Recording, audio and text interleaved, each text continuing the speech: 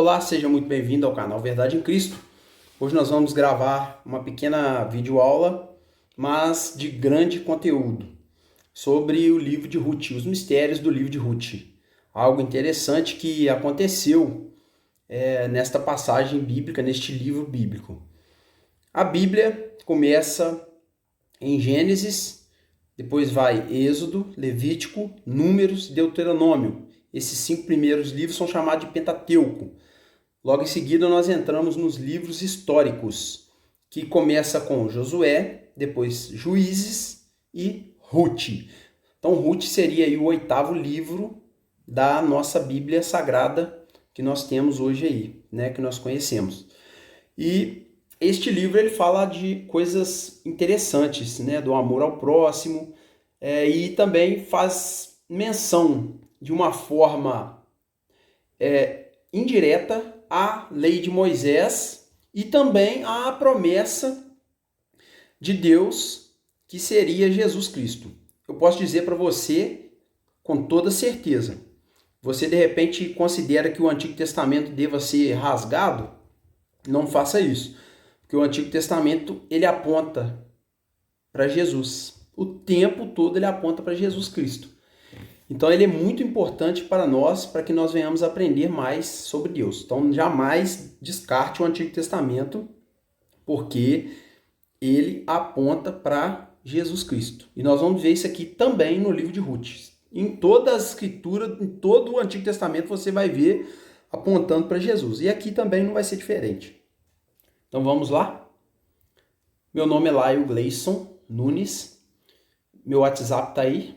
Se você precisar de fazer contato comigo, pedido de oração, e que você possa orar por minha vida também, e em nome de Jesus, nós estamos aí para trazer a palavra do Senhor Jesus para a sua vida, tá? Dá um pause aí, se você quiser, anota meu WhatsApp e tá aberto aí. Nós temos também a página Verdade em Cristo no Facebook, tá? Se você quiser sentir no seu coração, vai lá, segue lá, que lá toda a gente posta versículos, a gente posta as coisas lá relacionadas à palavra de Deus, para edificação da sua vida.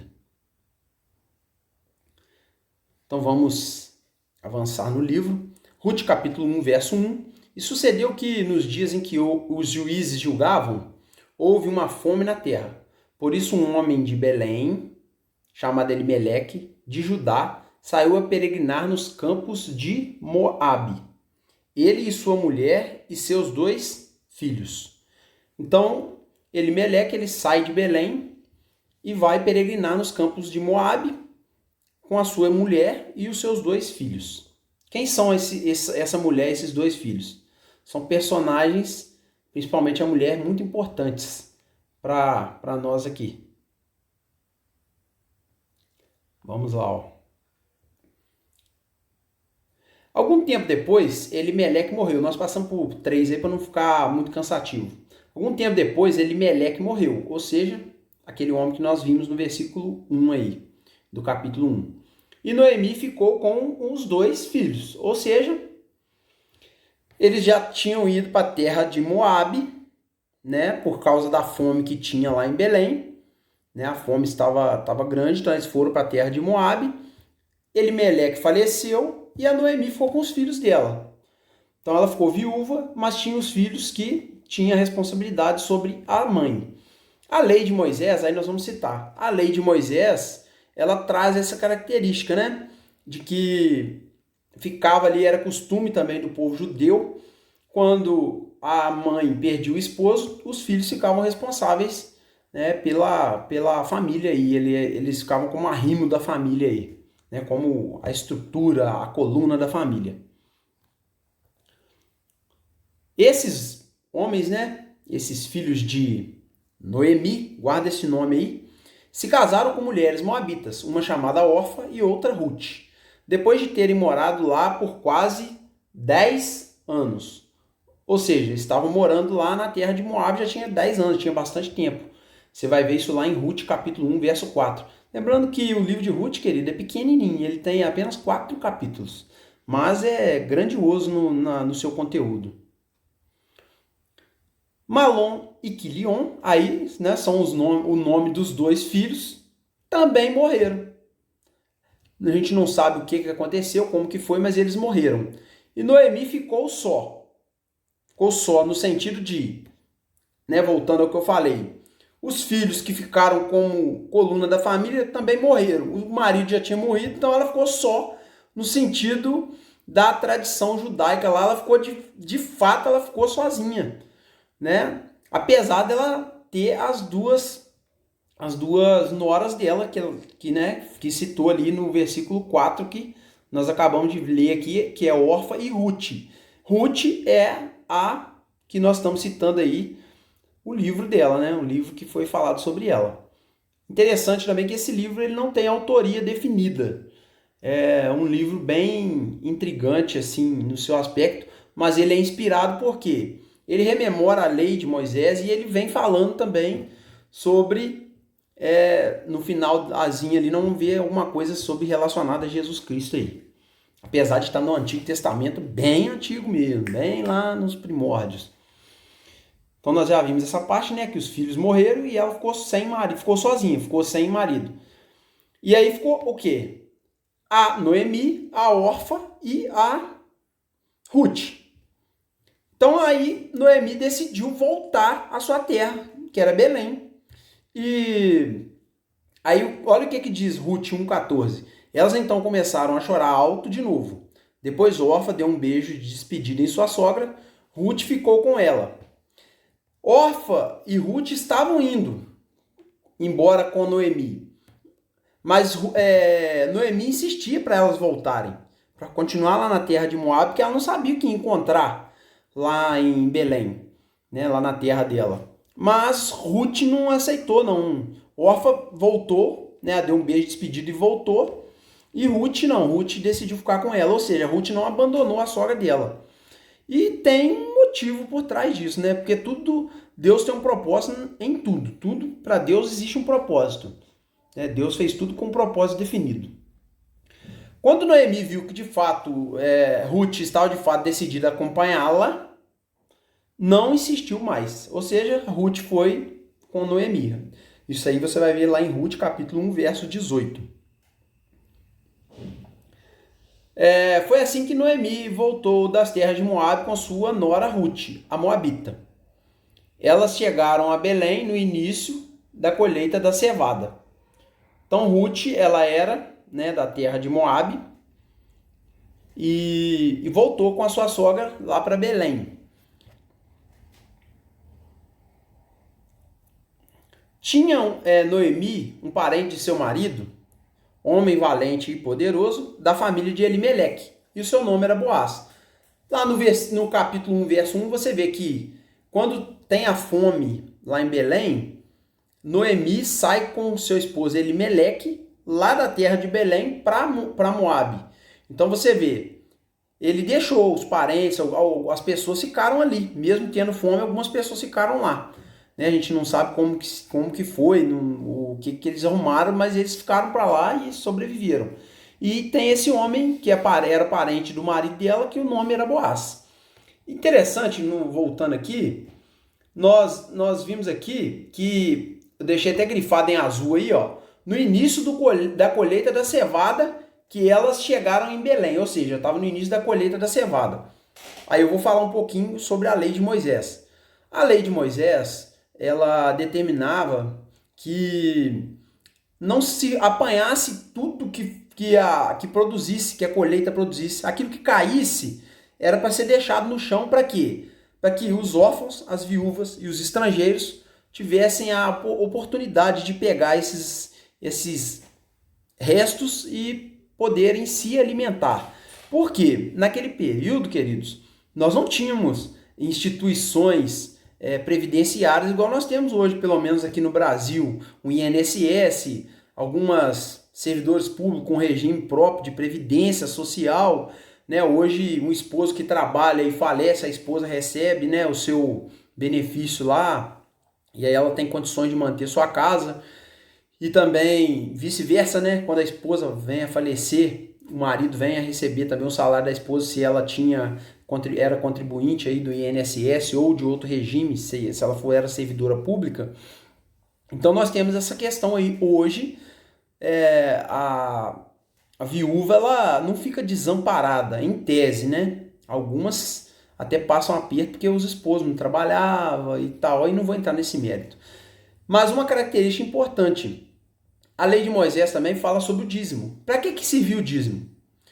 Além do sustento dos levitas, que eram sacerdotes, né, que trabalhavam na tenda da congregação, Deus instituiu o dízimo para sustento deles. Esse dízimo também, parte dele era destinado ao sustento dos órfãos, das viúvas e dos estrangeiros. Então, está aí também rememorando uma questão do Antigo Testamento aí, o motivo da instituição do dízimo, né? Para sustento das viúvas, dos órfãos, dos estrangeiros, além de sustento dos levitas, que eram sacerdotes. Né? Hoje nós não temos mais o sacerdócio levítico. Né? Hoje nós não temos mais esse sacerdócio aí. Mas não vamos entrar em detalhe, mas eu estou querendo mostrar para você que a Bíblia Sagrada, os livros inspirados, eles encontram respaldo em outros livros da própria Bíblia. Né? Então é isso que nós vemos aí. Tinha Noemi um parente, né, chamado Boaz. Então ela tinha um parente. Daqui a pouco nós vamos ver mais uma coisa interessante sobre a lei aí. Ruth, a moabita, disse a Noemi: vou recolher espigas no campo daquele que me permitir. Vá, minha filha, respondeu-lhe Noemi. Então Ruth decidiu recolher espigas no campo daquele que permitisse ela recolher. Ela era moabita. E ela, então, era uma estrangeira, né? Não era para isso que era? Então ela podia pegar lá a espiga porque era deixado justamente para isso. Ruth capítulo 2, verso 2. Disse então Boaz a Ruth: ouça bem, minha filha, não vá recolher noutra lavouras, não se afaste daqui, fique com minhas servas. Boaz, ele encontrou favor, né? Ele achou favor em ajudar Ruth. Eu não posso afirmar para vocês que houve ali um amor, alguma coisa nesse sentido, mas ele encontrou favor em Ruth e mandou ela ficar ali na lavoura dele, para a colheita. Então isso também nos remete o quê? Assim como Elimeleque e Noemi saíram lá no início de Belém em direção à terra de Moabe, e estavam com a fome grande na terra, quando elas retornam, a terra estava produzindo muito, né? Porque tem as colheitas aí, que uma das lavouras era de Boaz aí. E ele fala, ó, não precisa de colher em outra lavoura, não pode ficar na minha aqui. Ou seja, tinha outras lavouras também. E assim Ruth colheu na lavoura até o entardecer. Depois debulhou o que tinha juntado, quase uma arroba de cevada. Ruth 2,17. Então ela ficou ali, né, e colheu ali o alimento para poder levar para sua casa para alimentar ela e a sogra dela. A sogra lhe perguntou: onde você colheu hoje? Onde trabalhou? Bendito seja aquele que se importou com você, ó. Tá falando de Boaz. Então Ruth contou à sogra com quem tinha trabalhado. O nome do homem com quem trabalhei hoje é Boaz. Tá em azul aí, ó. O nome do homem com quem trabalhei hoje é Boaz. Ruth capítulo 2, verso 19. Você vê aí que a espiga estava caída no chão lá, mas a pessoa tinha que fazer esforço de ir lá recolher, né? Porque a espiga não ia sair sobrenaturalmente e chegar lá na pessoa. Apesar de que Deus tem poder fazer isso, mas nesse momento aí não acontecia isso daí não. Então ela trabalhou o dia inteiro para poder recolher o alimento dela. Ruth capítulo 2, verso 19. Vamos continuar aí. Assim Ruth ficou com as servas de Boaz para recolher espigas, até acabarem as colheitas de cevada e trigo, e continuou morando com a sua sogra, que era Noemi. Está lá em Ruth capítulo 2, verso 23, ou seja, Ruth ficou colhendo ali, ó, a colheita toda. Eu não sei falar para você quanto tempo durou essa colheita, mas ela ficou o tempo todo na colheita junto com as servas de Boaz ali e conseguiu alimento para sua sogra e para ela. Quando Boaz terminou de comer e beber, ficou alegre e foi deitar-se perto do monte de grãos. Ruth aproximou-se sem ser notada, descobriu os pés dele e deitou-se. Ruth 3:7. Neste ponto aqui, querido, se você tiver oportunidade, leia o livro de Ruth. Vai ser muito gratificante para a sua vida. Noemi já tinha ciência de que Boaz era parente dela. E a lei de Moisés deixava uma responsabilidade sobre os filhos que faleceram e também sobre algum parente que fosse o primeiro ali para poder ajudar essa viúva nas suas dificuldades. Então, Boaz, ele era parente de Noemi. Então, ele tinha, dentro do contexto judaico ali, ele tinha a incumbência de estar cuidando de Noemi. Só que você vai ver no livro de Ruth, que pela hierarquia, né, por assim dizer, existia outro parente que era mais próximo, que esse parente que deveria cuidar de Noemi. Mas aí acabou que ele não quis, e aí depois nós vamos ver isso daí, ainda não está nesse ponto ainda não. Então Noemi deu essa ideia para Ruth de chegar perto de Boaz ali e ficar perto dele. Então ela se aproximou, sem ser notada, descobriu os pés de Boaz, ele já tinha bebido um pouco, ele já tinha ficado alegre lá, ó, tinha chapado o coco aí, ó. Descobriu o pé deles e deitou-se. Ruth capítulo 3, verso 7. Então Boaz tomou umas cachaças lá, um vinho, né, uma bebida fermentada, comeu bastante, ficou alegre e foi deitar-se. E Ruth aproximou, sem ser notada, descobriu o pé dele e deitou-se lá também. Depois, ele acordou, né? Quem é você? Perguntou ele. Ela estava lá do lado dele, né? Sou sua serva Ruth, disse ela. Estenda sua capa sobre a sua serva, pois o Senhor é resgatador. Ó, aí entra a figura do resgatador, ou seja, resgatador por quê? Porque Noemi era parente dele, então ele tinha que resgatar ela. Aí nós vamos ver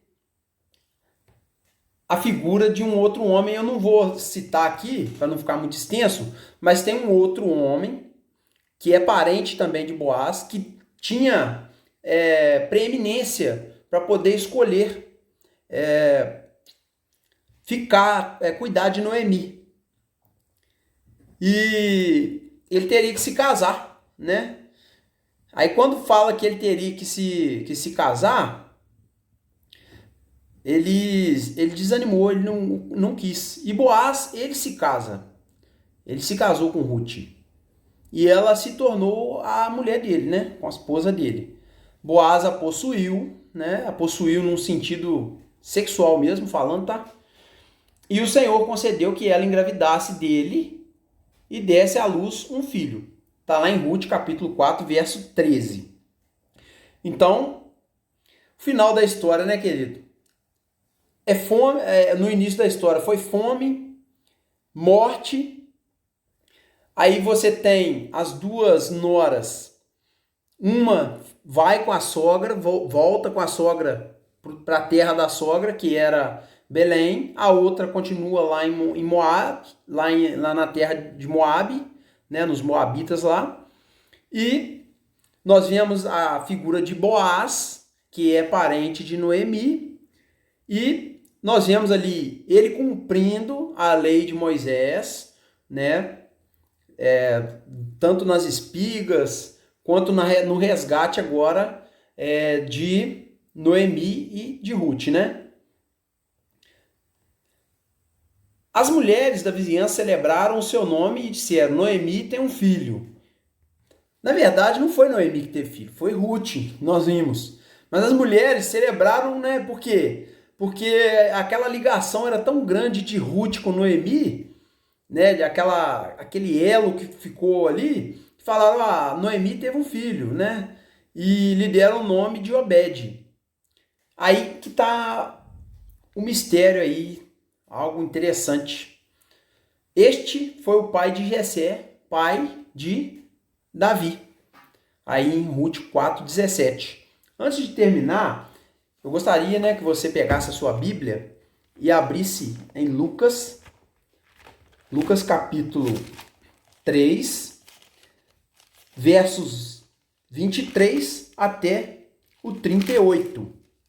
Mais precisamente, no verso 32, nós temos a genealogia de Jesus, tá? Em Lucas capítulo 3, verso 23 até o 38, nós temos a genealogia de Jesus. O que é isso? De onde veio Jesus? Aí você vai ver que Jesus veio de Deus. Porque aí no 32, nós temos filho de Jessé, e no 31 nós temos filho de Natã, filho de Davi, que era filho de Jessé, filho de Obed, filho de Boaz. Ou seja, Obed era filho de Boaz, Jessé era filho de Obed e Davi era filho de Jessé, né? Então nós temos essa genealogia aí. E lá em Lucas capítulo 23, capítulo 3 também, verso 38, vai falar que no finalzinho, filho de Enos, filho de Sete, filho de Adão, filho de Deus. Então Jesus era filho de Deus, né? Na genealogia dele aí. Mas tem Davi. É por isso que aquele cego, ele grita: Senhor, filho de Davi, tem misericórdia de mim. Jesus, filho de Davi, tem misericórdia de mim. O povo tinha esse conceito já na mente deles, no coração deles, o povo judeu, por quê? Sabiam que Jesus viria da linhagem de Davi. Então assim eu encerro esta videoaula sobre o livro de Ruth. Eu espero que seja de grande valia para você. A Bíblia ela não contém a palavra de Deus. Ela é a palavra de Deus. E os livros inspirados, esses livros são inspirados por causa disso. Por quê? Eles não são um fato isolado, eles contam as histórias reais que aconteceram de maneira que indica Jesus Cristo e de maneira que também vem rememorando outras passagens da Bíblia. Então espero que você tenha sido muito abençoado aí, que Jesus te abençoe, que Deus te abençoe em nome de Jesus. Para a honra e glória do Senhor Jesus.